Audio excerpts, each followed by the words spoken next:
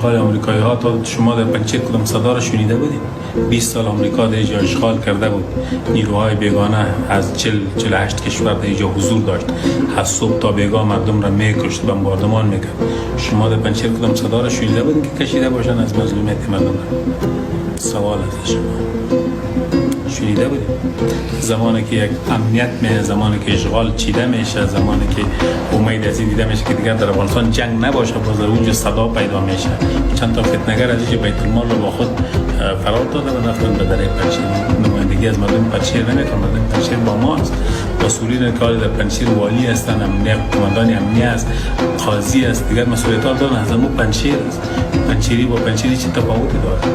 او باید ورزش باشه که دزدی کرده، زیر اشغال کلان شده و فکرشان فکر غربی است. او پنجشیری است و دیگر بیچاره که از پنجشیر است، از خاک خود، از فرهنگ خود دوست داره، به خاطر آزادی کشور خود مبارزه کرده. او پنجشیری نیست به نظر شما؟ من اهل افغانستان نیستم، اما فکر میکنم اگر قراره که طالبان موفقیت کسب بکنه در حکمرانیش، باید صداهای مختلف رو بشنوه، چه اقلیت باشه چه اکثریت باشه. اگر طالبان میخواد موفق باشه، باید گروه های مختلف رو مشارکت بده، قوم های مختلف رو باید مشارکت بده.